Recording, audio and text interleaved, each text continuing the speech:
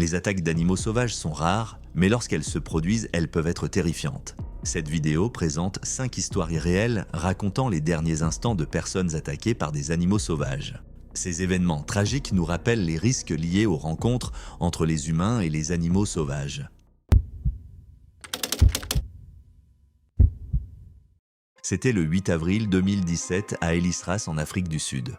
Une journée qui avait commencé comme une visite ordinaire de vacances s'est transformée en une tragédie inimaginable. Christian Prinsloo, âgé de 12 ans, passait du temps chez sa grand-mère, Marie Stridom, sur une ferme appartenant à des amis de la famille, Cor et Ale Vos.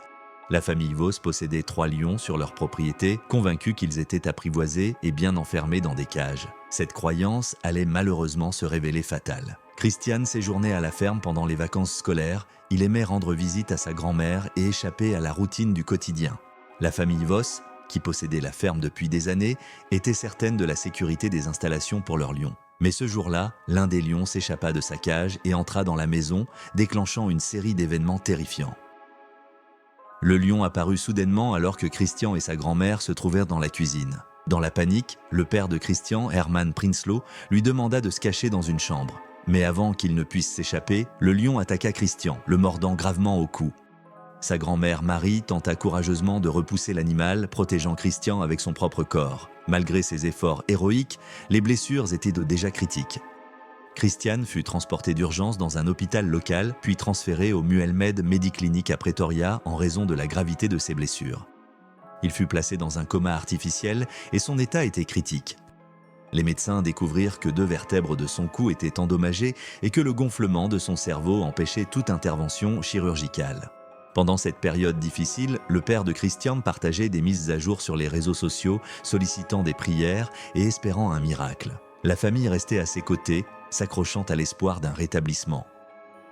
Ce fut une attente déchirante, d'autant plus que Christian venait de fêter son 12e anniversaire la veille de l'attaque. Ses parents, qui avaient lutté pendant des années pour avoir un enfant grâce à des traitements de fertilité, devaient maintenant faire face à une perte inimaginable. Dans les jours suivant l'attaque, l'état de Christian ne montra aucune amélioration. Malgré les efforts acharnés de l'équipe médicale, plusieurs examens révélèrent l'absence d'activité cérébrale. Le gonflement de son cerveau était trop sévère pour permettre tout traitement supplémentaire. Le 29 avril 2017, 3 semaines après l'attaque, Christian s'éteignit. Son père, Herman, annonça la tragique nouvelle sur une page Facebook dédiée à son rétablissement. Christian Joseph Armand Prinsloo est décédé à 10h05. Nous t'aimons, fils. Plus de 4000 abonnés, qui soutenèrent la famille, partagèrent leur chagrin. Des messages d'amour et de condoléances affluèrent, témoignant de l'impact de Christian sur sa communauté. La mort de Christian souleva de sérieuses questions sur la sécurité et l'éthique de la détention d'animaux sauvages tels que les lions dans des environnements domestiques. De nombreux experts, dont Cordelia Britton de l'association de protection animale, Four Paws UK, soulignèrent que, peu importe leur éducation, les lions ne peuvent jamais être entièrement apprivoisés. Ils conservent leurs instincts sauvages, rendant leur proximité avec les humains dangereuse. Le département de l'agriculture, des forêts et de la pêche ouvrit une enquête contre Cor et Ale Vos, les propriétaires des lions, pour avoir gardé ces animaux dans une zone résidentielle sans mesure de sécurité adéquate. Bien qu'ils aient possédé les permis nécessaires, les régulations ne leur permettaient pas de garder les lions sur leur propriété. Cor Vos se défendit en affirmant que les lions étaient apprivoisés et dormaient même avec eux. Cependant, la mort de Christian démontra clairement les risques de telles croyances. Une enquête judiciaire fut également lancée pour déterminer si une négligence avait contribué à la mort de Christian.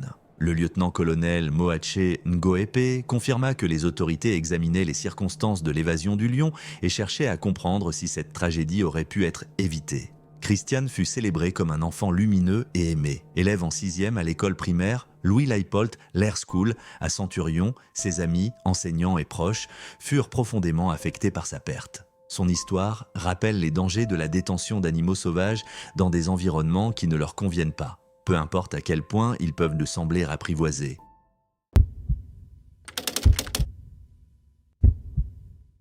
Le 5 juin 2005, près de Canmore, en Alberta, Isabelle Dubé, une enseignante de français et compétitrice en vélo de montagne de 36 ans, partit courir avec 2 amis. Originaire de Cap-Saint-Ignace, au Québec, Isabelle s'était installée à Canmore pour profiter des magnifiques sentiers de montagne. Ce jour-là, ce qui devait être une course de routine se transforma en une tragédie. Alors qu'elles couraient sur un sentier bien connu près du terrain de golf de Silvertip, les 3 femmes se retrouvèrent face à un grizzly à seulement 20 à 25 mètres d'elles. Ce n'était pas la première fois que les autorités avaient affaire à cet ours. Une semaine plus tôt, il avait été tranquillisé et relocalisé dans le parc national de Banff après avoir causé des problèmes dans un quartier résidentiel voisin. L'ours était revenu à Canmore, parcourant 15 km pour retrouver la zone.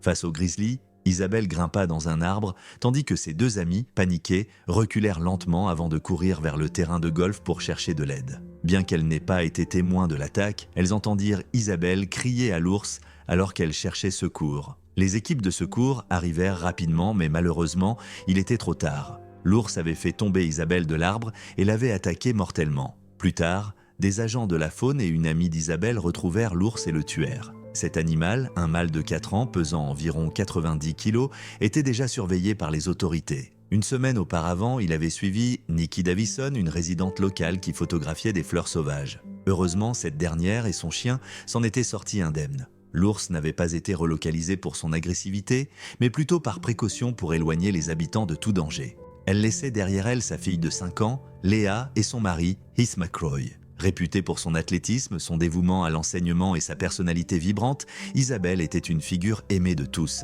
Sa mort tragique mit en lumière les risques liés à l'interaction entre les humains et les habitats sauvages. En réponse à cette tragédie, Canmore mit en place des initiatives pour réduire les rencontres avec la faune sauvage. La mort d'Isabelle conduisit à la création de Bow Valley Wild Smart, une organisation à but non lucratif visant à sensibiliser le public à la sécurité en milieu sauvage. Depuis, Wild Smart a joué un rôle clé dans l'éducation de la population sur la cohabitation avec les animaux sauvages, atteignant chaque année plus de 15 000 personnes. Les habitants apprirent à utiliser du spray anti-ours, à faire du bruit en randonnée et à adopter d'autres précautions pour éviter les rencontres dangereuses. Heath, le mari d'Isabelle, remarqua un changement dans le comportement des résidents après l'accident. Les gens devinrent plus attentifs à leur environnement, tenant leurs chiens en laisse et retirant les arbres fruitiers non indigènes susceptibles d'attirer les ours.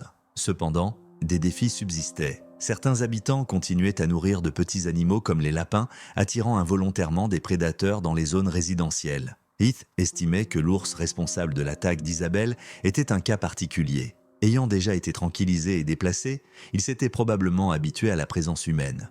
Vivre à proximité de la faune sauvage comportait encore certains risques.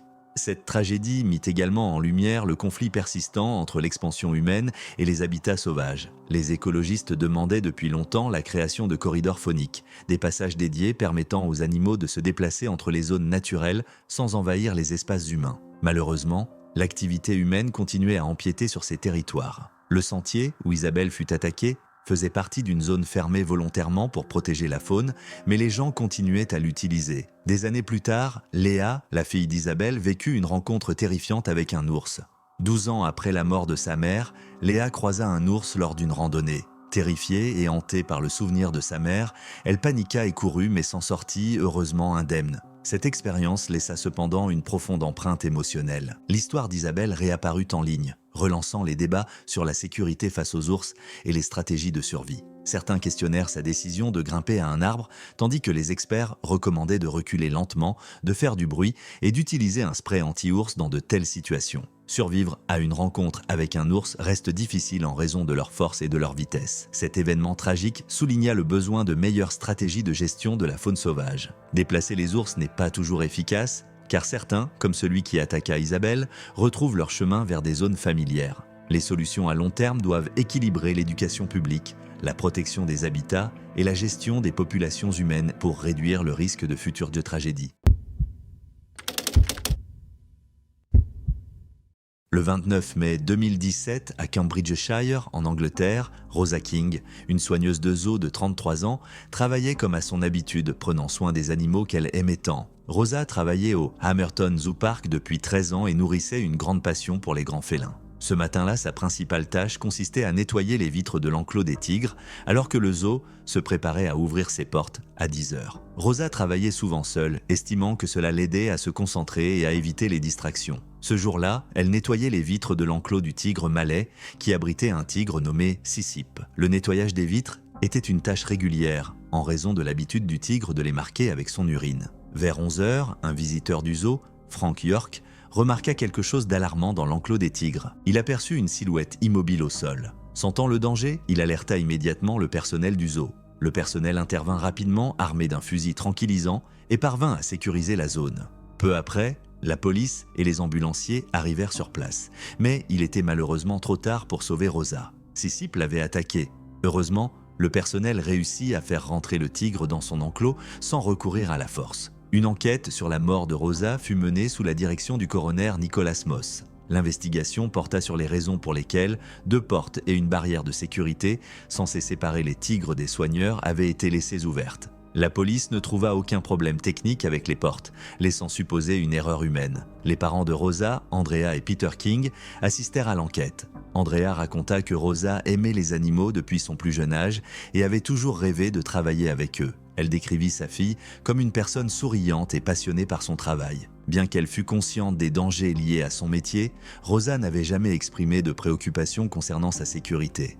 Des détails supplémentaires sur ce matin tragique furent révélés lors de l'enquête.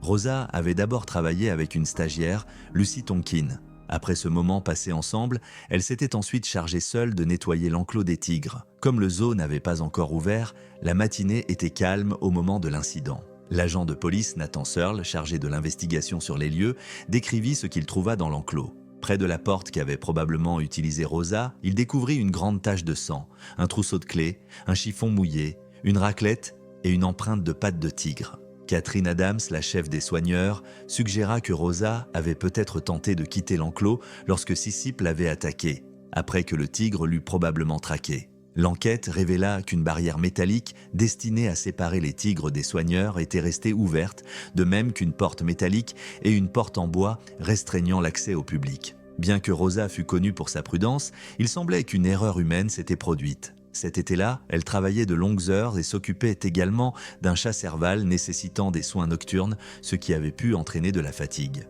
Elizabeth Yeomans, une experte en ergonomie, témoigna que lors de tâches routinières, les gens peuvent parfois voir ce qu'ils s'attendent à voir. Cela aurait pu amener Rosa à croire que les portes étaient fermées.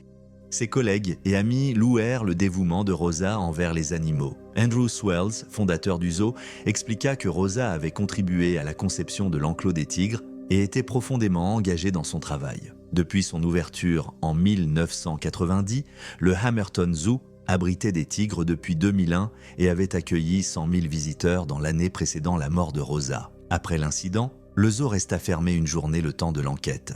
Des hommages affluèrent sur les réseaux sociaux, beaucoup saluant la passion de Rosa pour les animaux. Esther Spicer, qui avait rencontré Rosa à plusieurs reprises, exprima son chagrin, affirmant qu'il était déchirant qu'une personne aussi passionnée par les animaux perde la vie de manière aussi tragique. À la fin de l'enquête, le jury conclut que la mort de Rosa King était un accident. Le coroner Nicholas Moss rappela que, bien qu'un système de sécurité soit en place, des erreurs humaines pouvaient survenir, même chez les personnes les plus précautionneuses.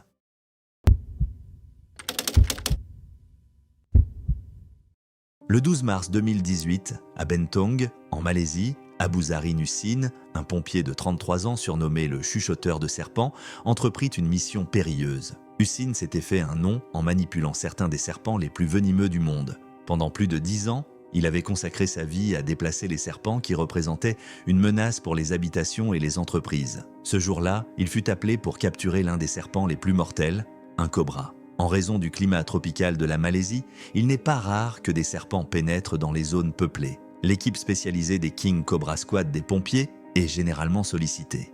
Hussin dirigeait cette unité et formait les pompiers à manipuler ces créatures dangereuses avec précaution. Il croyait fermement que le calme et le respect envers les serpents étaient essentiels à la sécurité. Il répétait souvent que la peur conduisait à des erreurs, pouvant être fatales dans ce métier. Malheureusement, cette mission tourna au drame. En tentant de capturer le cobra, Hussin fut mordu. Ses collègues le transportèrent d'urgence à l'hôpital Sultan Haji Ahmad Shah, espérant un rétablissement. Ce n'était pas la première fois que Hussin était mordu. En 2015, il avait survécu à une morsure de cobra et était resté dans le coma pendant 2 jours avant de se rétablir. Mais cette fois-ci, le venin fut trop puissant.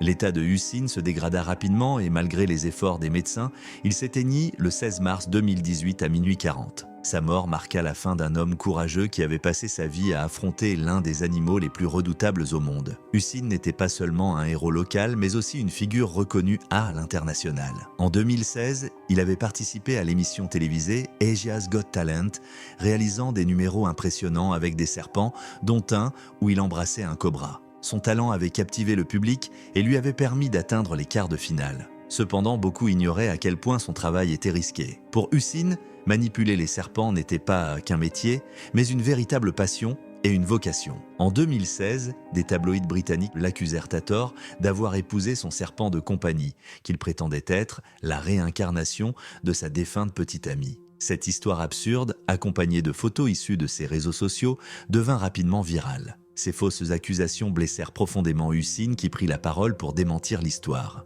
Il expliqua que le serpent était simplement un animal de compagnie et que le reste de l'histoire avait été inventé par les tabloïds. Malgré cette attention non désirée, Hussein resta dévoué à son travail.